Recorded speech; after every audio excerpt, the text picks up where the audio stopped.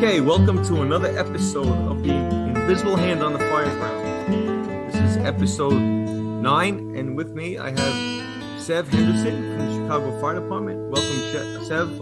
Introduce yourself if you'd like, and tell us all about yourself. Absolutely. Thank you very much. It's an honor you having me. I appreciate the time. My name is Severen Henderson. I'm a firefighter with the Chicago Fire Department. I've been a firefighter here for 12 years. My current assignment is to Squad 1. It's a special operations rescue company located downtown Chicago. Squad 1, Squad 2, Squad 5, and Squad 7. 1 is downtown, 2 is up north. Squad 5 handles the south side of town, and Squad 7 is at the airport.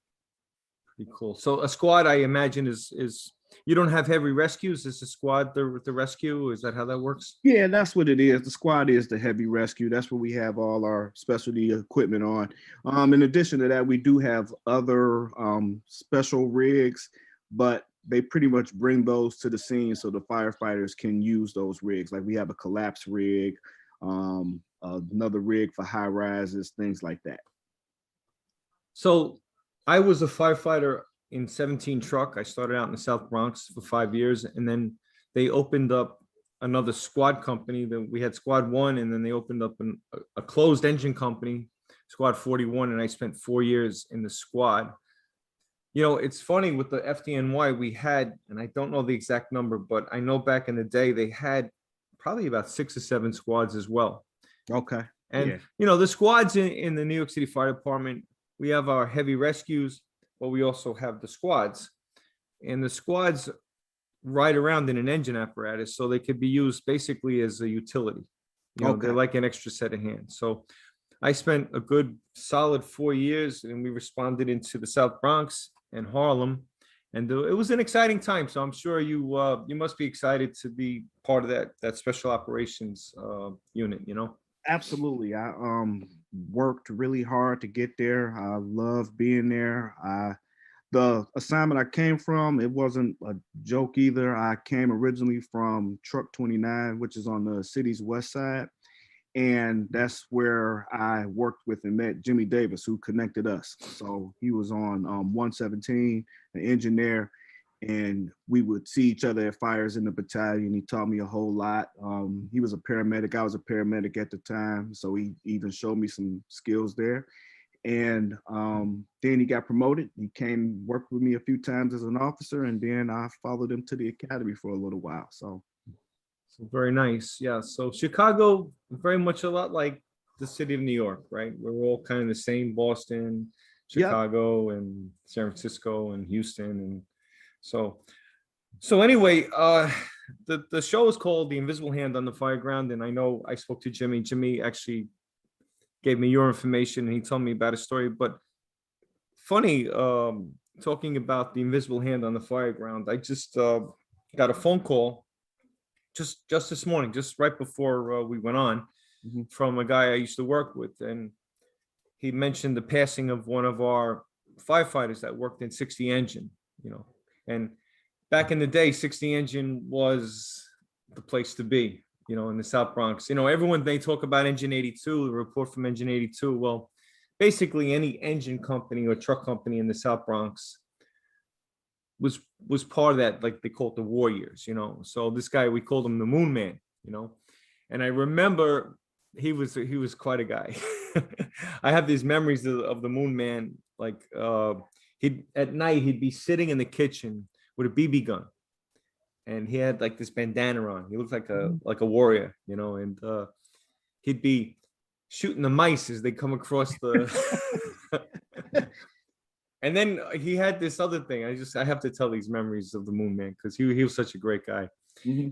He had this big plate. It was the size of like a small manhole cover. And at like 3 o'clock in the morning, he would roll it down the stairs, and they called it the nickel, you know. So you'd hear this big thud in the middle of the night. You know, he'd roll it down the stairs. So they actually bronzed it and they put it up in the firehouse. So that's really cool.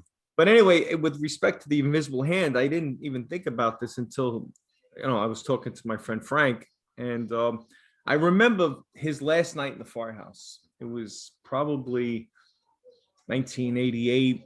I'm gonna say 87, 88, maybe. And we got a call for a vacant building fire. It was a 3-story frame. And we were, I guess, second due truck. We were towel out. The first due truck was an aerial. Mm-hmm. And it was we're all excited because it was Tommy's last night. So they wanted to give him the nozzle, right? Mm-hmm. And we were all excited. We get up and the chief is in front of the building. And we're all ready to go in, and he just stood in front of the building with his arms out. He's like, no one's going in. I'm like, come on, chief, let's go. It's the Moon Man's last night. We want to get him the nozzle. And he's like, absolutely not. So we were all like kind of huffing and puffing and not happy. So I set up the bucket. This guy, Bobby, get up in a bucket. He's driving. I'm using the nozzle. And, we have like the whole thing's going pretty good. And then after I knocked down all the fire, I had my hook and I started working on the cornice, right? These frames have like this wooden cornice, right? Mm-hmm. And I'm pulling it and I turn, I look at Bobby. I'm like, Bobby, why did you move the bucket? And he says, you dummy. He says, the building just fell down. Yeah, that's a good one. Those are one of those scary moments that stuff just happens to us and we got to keep it moving and keep going. So, yeah. So it's funny, this Chief Slevin, he was acting deputy that night. And every time he sees me, he smiles. One time he's with his son and he's like, hey, Danny, tell my son about that story. Like, that's his crowning moment, but he actually saved probably about 10 guys from getting serious harm, because the building, we all would have been in there. Right. Because that's how we were, vacant buildings, it was an opportunity just to get in there, knock it out. And then, instead of setting up the towel ladder and then, it's all this, whatever. So we have the same issues, and it's so awesome and so cool listening to you tell that story or any story, because every firefighter that has the opportunity to work has stories that are close like it, mimic it. I mean, we could probably sit here in just my little bit of time could tell a bunch of stories, but it's just awesome that we have that connection over the whole entire service. Yeah, see, it's things like that. Like you're not aware of it at the moment, like what's going on. Mm-hmm. Like it doesn't really impact you until like later. And I so many stories. Like unfortunately, we had a lot of vacant buildings. It's not glamorous. They were vacant buildings.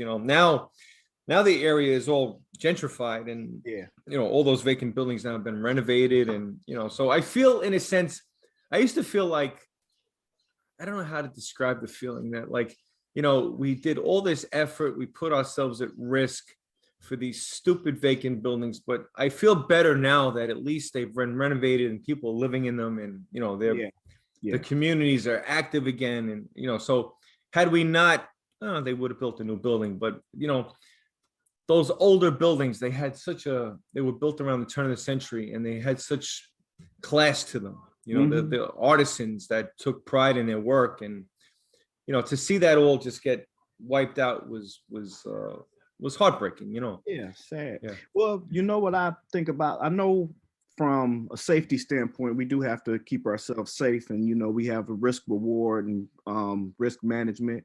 And we don't want to just run in vacant buildings. But at the same time, I feel like, especially for newer firefighters, that gives you the chance, the opportunity, and it gives you the skills to kind of know what to do when it is an occupied structure. You know how to do searches a little better. You've been used to doing searches. When it comes to salvage and overhaul, you know how to overhaul. You know what to overhaul. You're not just in there tearing things up just to be tearing things up, and you have a purpose. So while correct, we want to be cognizant of what we're doing in the vacant buildings, I still appreciate being able to use it as a training opportunity every now and then. Sev, and even though, we say they're vacant buildings, a lot of them were vacant, but they weren't unoccupied. Yeah, exactly. I can't tell you how many times that I went into a vacant building and I find some people that shouldn't be there doing what they shouldn't be doing. Probably that's how the fire started to begin with, right? Yep. So it had to start somehow. Exactly, right? So just because it was a vacant building doesn't mean it was unoccupied. So we kind of always treated the vacant buildings as potential life hazards. I remember one time we had a vacant, and the fire was in the basement. And I'm down there in the basement right now, in the basement of a vacant building in South Bronx, right? And I could have sworn I heard a baby crying. Like I heard this low moan, like, and I'm like, what? But hey, listen, it's not out of the realm. There could be Yeah, a girl down there with a baby, hiding out or squatting or whatever. anything. So I swore I heard this baby. So, I kind of went above and beyond. I went past the fire and I'm looking around and I hear it. And I found the where the noise was coming from. I scoop it up. I scoop and I get past the fire and it's a cat.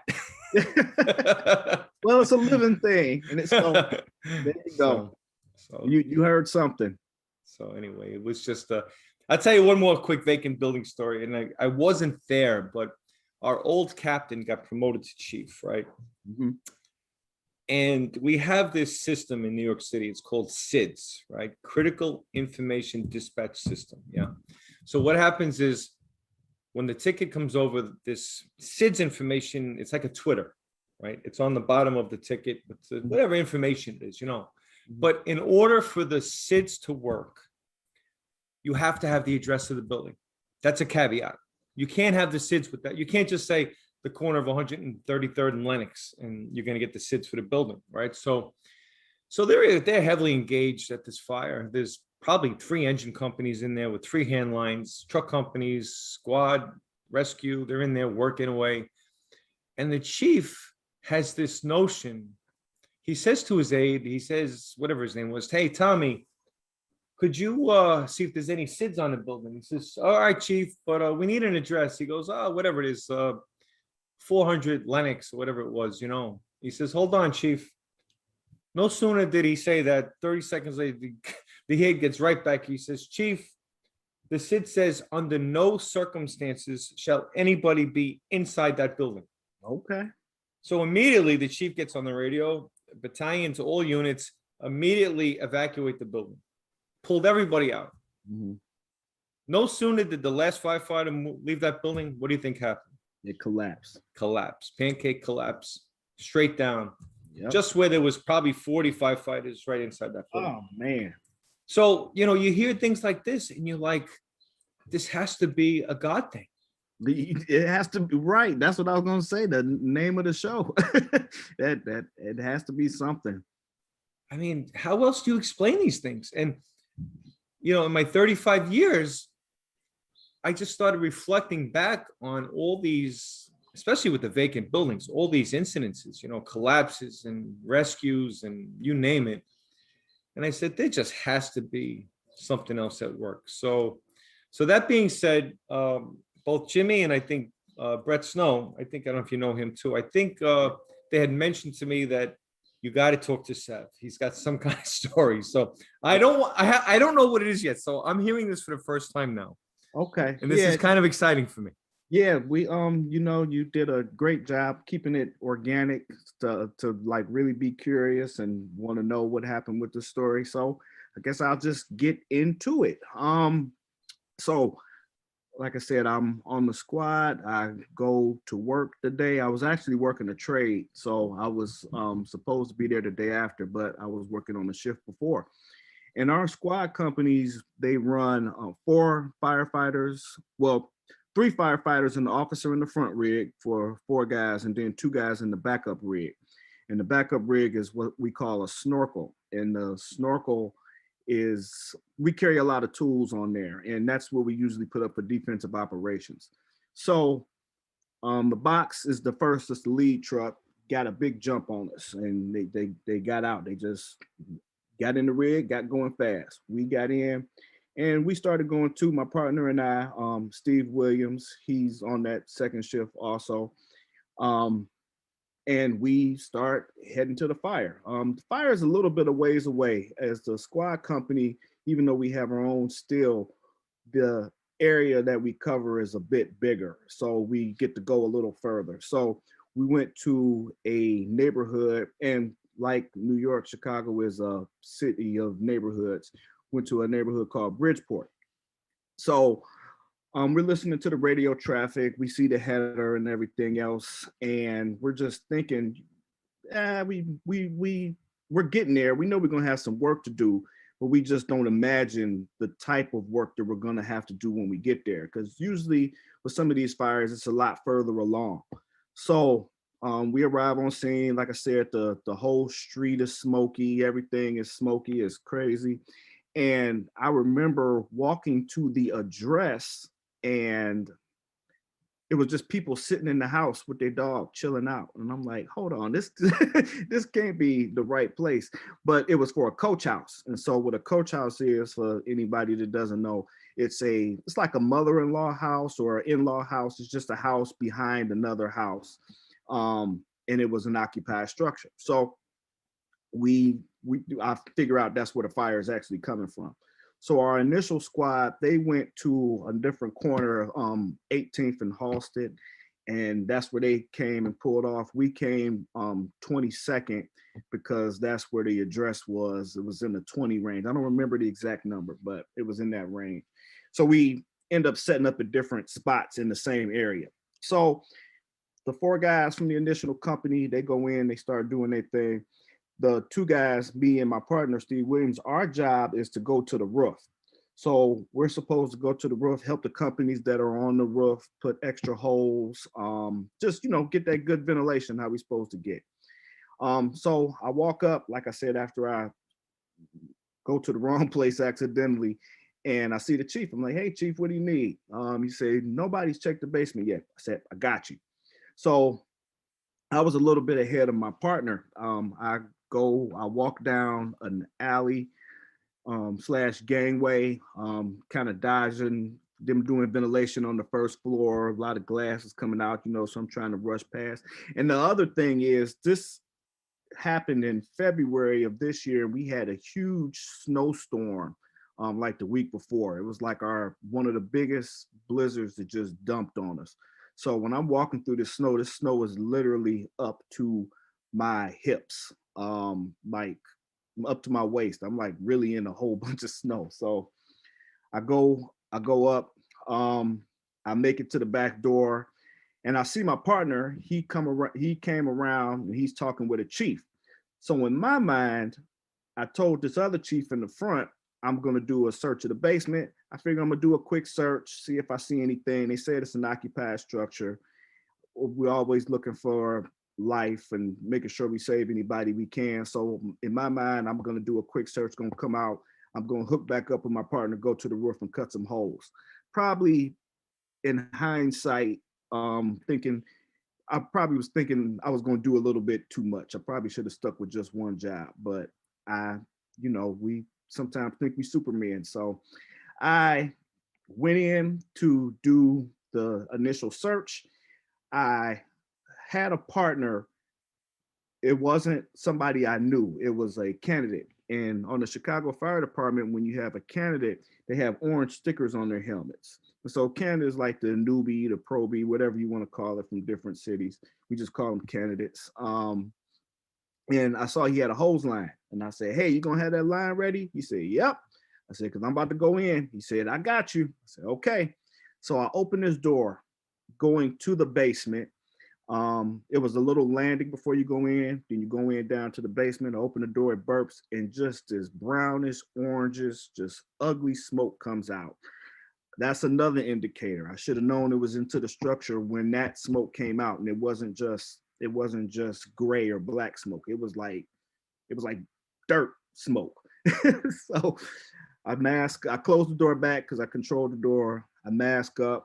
I go in and I do my search. So I reach behind the door. That's the first place they teach us to do our search, is right behind the door. A lot of times people get there, that's where they pass out, nothing. I go in and I do a left-hand search. So I'm searching. And it goes from microwave hot to, no, I'm sorry, the other way around. From oven hot to what you would imagine being in a microwave would feel like. It got hot. So I'm like, ooh, this isn't fun. Like, hey, you got that line? And that's what I heard, silence. And so I that was another mistake I made. I should have made sure that he was with me with that line other than just asking him. Um, and so I'm in here and it's hot.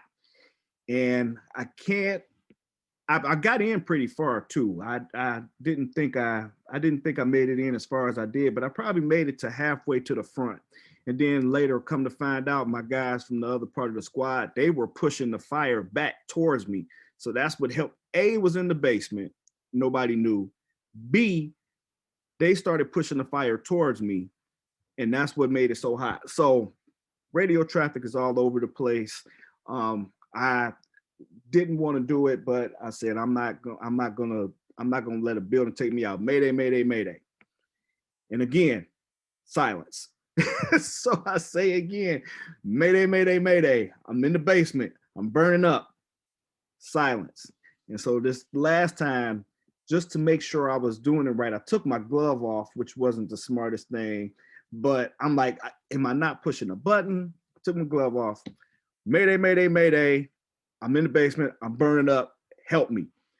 Nothing. Again, nobody. Because usually I was expecting somebody to say, where you at? You know, give a lip. Lip is the location incident problem. And I just didn't get anything. So again, later come to find out, I hear the medics and the chief, they heard me, but nobody came back on the radio to acknowledge me. So I throw my glove back on and I'm in here pretty deep. I'm in here pretty far. I'm still up against the wall, but I don't feel any furniture. I don't hear anything. I swing my Halligan as hard as I can just to get a sound of something, just to get my bearings. I hit something, I come out. Well, I don't come out. I try and come out because there's no hose line in there with me. It's nothing in there. It's not as good. I didn't hear anybody calling me like, hey, come over here or anything like that. I just got as flat as I could and I just winged it. And something kind of pushed me in a direction to go the same way. I felt the stairs. I crawled back up the stairs. My face was burning. Because my mask and everything was hot. I got to the top of the stairs. I saw daylight and I pulled my mask off, had some smoke inhalation and everything was bad and all terrible. And and I remember one of the chiefs looking at me like, you okay? And I just put my head down because I didn't have anything left in me. So then they just pulled me off of the back of the porch and I just laid in the alley in all that snow and thank God, everybody, anything that I was still around. So the part that's really like intimate is I speak a lot about mental health now because for a while I had a lot of issues with the job. Seeing a lot of people that look like me dying all the time just hurt my feelings a lot. And I just didn't process it and didn't feel good. And I don't talk about this to everybody, but I'll talk about it on here. But I had a suicidal incident where I just was ready to go and ready to call it a day. I didn't have a plan. I didn't have anything I was going to do. I just felt like the weight of the world was on me and I just couldn't deal. I just didn't know what to do. I didn't know where to turn. Yeah, you're not alone there, Seth, because I'll admit to you one thing. We all have that. And I remember at one point I was so low. Same thing, but I said, boy, if a vacant building fell on my head, it might not be the worst thing. And that's what I kept saying. I kept saying, you know, if I get hit by a car, if I get shot like somebody, it wouldn't be the worst thing in the world. I don't want nothing to happen, but if it did, then whatever. Yeah. I was laying there flat on the floor. I said to myself, well, this is what you was asking for. So either you're going to take this opportunity or you're going to fight and get out of here. And something in me just said, well, we ain't going to let this punk building take us out. And that's when, like I said, something just pushed me the right way to make it, because if it wasn't for, I don't know what, I would not have made it out of that building. I talked about my partner. He went to the roof. Even if I went up there, he had to jump off the roof, end up breaking something. He's still off right now. We had another Mayday, a young lady. She was in the front of the building. The fire burned through her hose line on the second floor. So we had two Maydays, and I think 7 people went to the hospital. And they kept those that fire came in before we even did roll call. So we do roll call at 8. We usually arrive at 6. And we probably got it around 7. They kept those companies there working till about 1. And then they tore the building down. Like, even get to see what was going on or what happened. Wow. Sev, I'm mesmerized. I didn't want to say a peep while you were speaking because I'm so like wow. That's all I could say is like I'm because as you were describing that, I know exactly where you're at. I visualize the smoke. I know exactly what was happening. I know that smoke, man. It's like that. That's ripe, that's some chunky, that's some serious stuff, man. Yeah. If any civilians that would listen to this, that's like, that was some move, man, trying to make that without a line. And I'm wondering if this is a fire I saw on the news where some firefighters from Chicago jumped off onto another building. Yes. Was this the fire? Yes, this is that fire. Wow. Because I remember a lot of snow. And I would have had to jump, going to the basement, I had to duck out. Yeah. So, wow. It's as I guess every firefighter that listens to this could really put themselves in your shoes. And I think I didn't know what I was going to call this episode. And I'm really glad that we didn't talk about this prior because I wanted this to really, I wanted to hear it like the first time. And I know the episode's name now, something about I was pushed in the right direction. Yep. It's going to be something like that, but there's no other explanation for that. I mean, like, every time I think about it, I get like cryy and choke uppy and all of that. Yeah, I mean, that is the true hand of God because there is no other explanation for that. And I could picture that Proby, and I could feel your I'm not going to say desperation, but you like to hear something back when you give a transmission. Yeah. And not hearing anything and then being in that abyss. My God. Yeah. That there is no worse condition. It was no fun. And then to see my gear after the fact. I would, if you could send me a picture of that gear, I'd like to see it because I posted. I didn't even take a picture. No, huh? I didn't even take it. And then my mask, they had my mask and they took the mask from me and they took all the stuff. So I don't have a picture of any of that. Oh my God. But it was bad. Well, we know that a fire, that was imminently going to flash. And I was in a position like that when I was very new. And fire flashes at 1112 degrees, right? That's 1112 degrees is some serious heat. You talked about the oven going to the microwave. Yeah. Yeah. And I think by the grace of God, this is like a little story within a story, is that I was in a similar position. I remember coming off a ladder. I got into the second floor of this private dwelling and I got in pretty deep. But we didn't have bunker gear back then. So I had no hood. My coat was open a little bit at the collar, no hood. And we had the rubber boots. So your thighs are exposed. Yeah. And I remember it being so hot that I didn't know much, but I said, this can't be right. This isn't right. No, this is not right, Yeah. And this is 1986 now, right? So this is prior to internet and Twitter and all this stuff and people posting things, But I remember watching the news the next day, and we had lost a few people at this fire. It was actually Christmas. It was a Christmas night or Christmas Eve, I forget, of 1986, but whatever it was. Same thing, snow up to my knees, And I remember getting to the window, and whether I was on the 20th floor or the second floor, I was going out that window. Thank God I was on the second floor. Yeah. And the portable ladder, by the grace of God, was right there. Right. So I got onto the ladder. I watched the news. And someone had filmed this fire. Don't ask me why. And I could see myself in the window. I knew it was me. And the fire was coming out the window over my head. the room had flashed. Yep. And I just I just remember I was going out that window one way or the No other. matter what. Yeah. Because If I had stayed in the room 5 seconds longer, I would have been fried. mm-hmm. There's no doubt in my mind that I would have been fried, you know. So wow. That's the last part to the story that I forgot. They pulled me, like I said, and I laid in the alley with my head down, and I turned over and I looked over my shoulder at the building, and it was just blowing out at that point. It was just so maybe a couple of minutes before the flash, but it like the entire basement, first, second floor, fire is just coming from everywhere.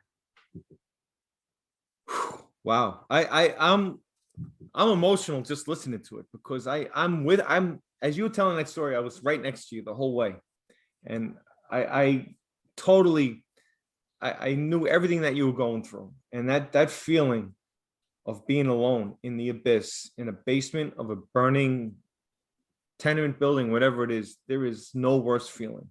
No, it's and I said along with, like I said, I talk a lot about mental health. I have a few platforms even before this happened, but I still have a few platforms. I have a website, Department 3C, and I have a book that I wrote, and the focus of both of those things or whatever, and I got a podcast too, Department 3C, is just to let people know that the feelings that you have and have had, someone else has had them, and we can talk about it. Because like you said, I know exactly how you feel, and that feels so comforting every time a person says that to me.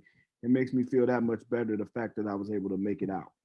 You know, Sev, it's really ironic that the last 4 guests I've had now all had dealings with PTSD.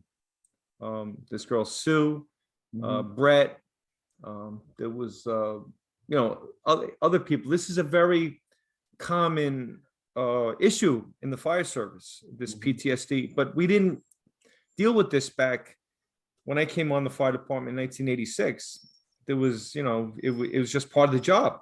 Yeah. I was working with vets from Vietnam. I actually worked with one guy who was a World War II vet. Oh, wow. Yeah. Yeah. So like for me to even like think about like complaining about anything, like you don't want to say anything, and I get it. We were talking about this last week with Sue. Like I feel like I've become so desensitized to everything, especially after 9/11. Yeah. And yet I have this kind of, I don't want to say problem, but I have this issue where sometimes I judge what other people should be feeling on the way I feel. Like, get over it, and we have to realize that the stuff that we're seeing is not normal, That's it's the compound effect, because for somebody, this could be just a bad Tuesday. And it's the worst day ever, and they're gonna remember it. Just like you was talking about the fire, I'm gonna remember this happened this day right here for the rest of my life. And for us, it's just a regular run-of-the-mill Tuesday. It just compounds.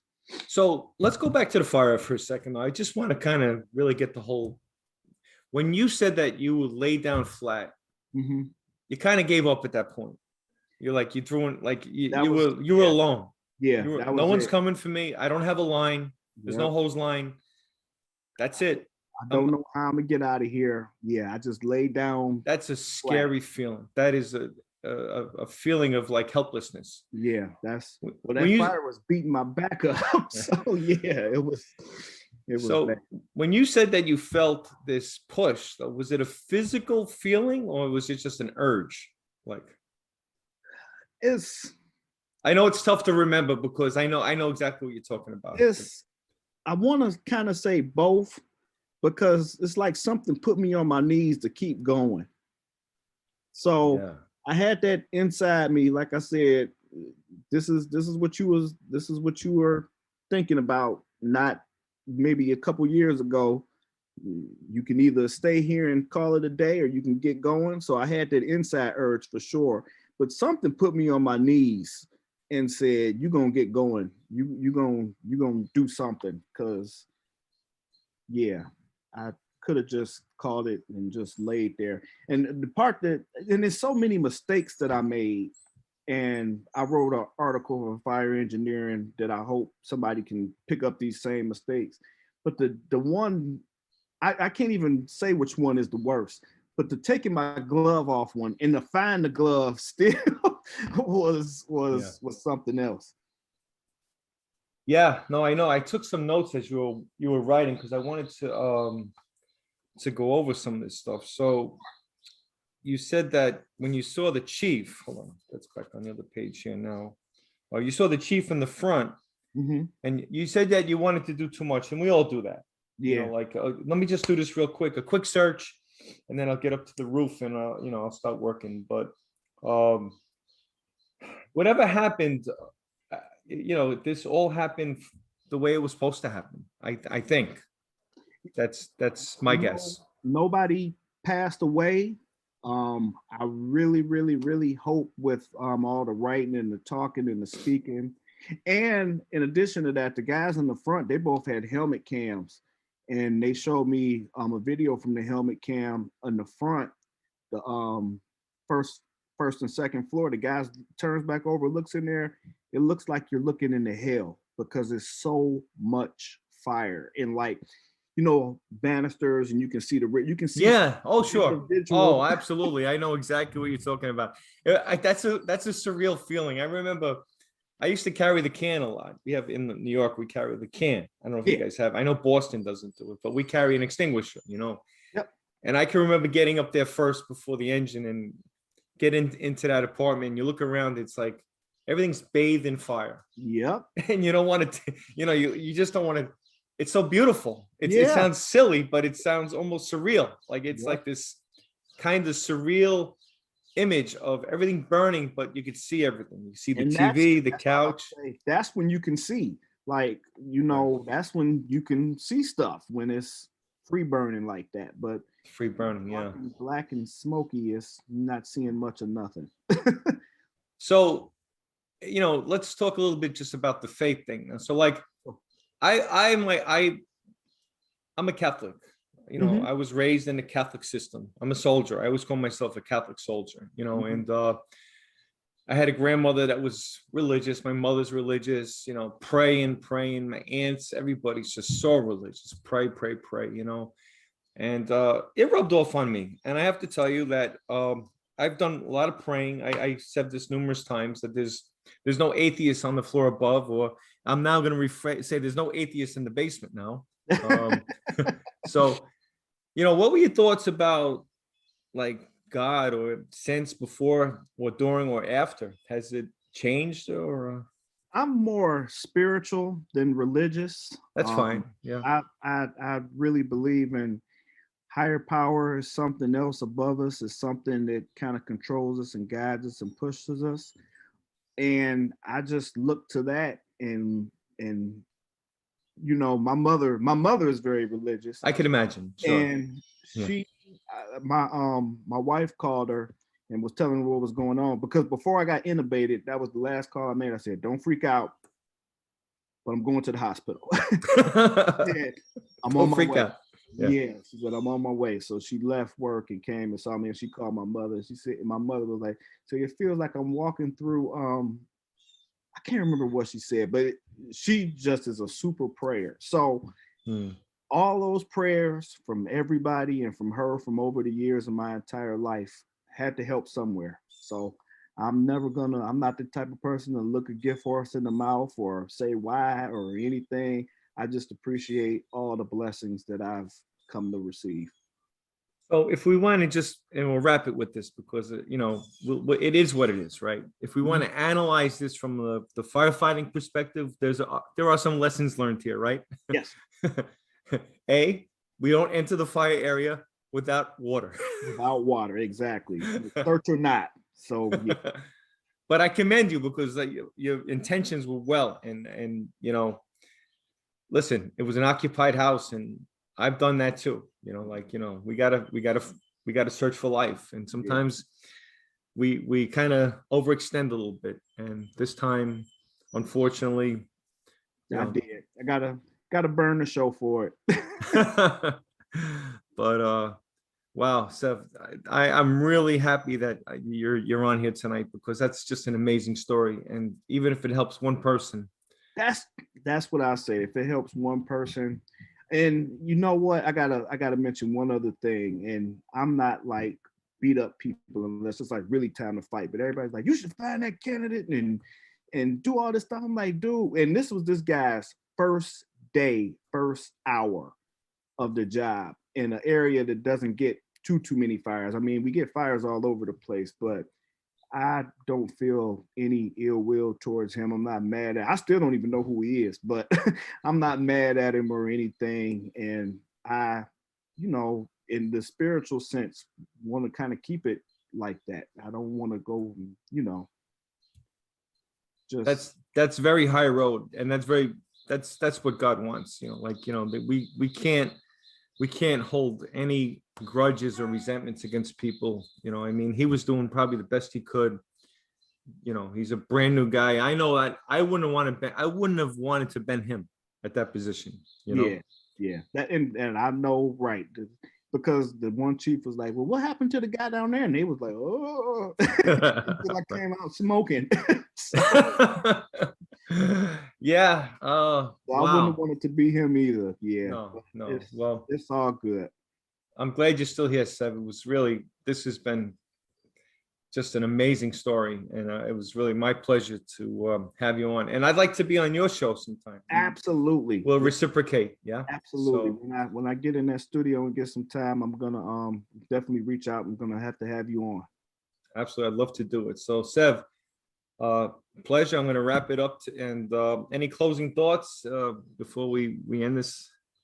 Just if you get a chance and you're in the firefighting, read that article in fire engineering when it comes out. See if you can not make the mistakes I made. And just a quick plug for my endeavors, Department 3C. We have a book, Hey New Guy, and a podcast. Department 3C presents a podcast connected to fire. That's beautiful, Sev. So, you know what they say, we should learn from our mistakes, Yes. but better to learn from someone else's mistakes. I like that. All right. So that was Sev Henderson, and another episode of The Invisible Hand on the Fireground. And with that, I wish you to be safe and Godspeed.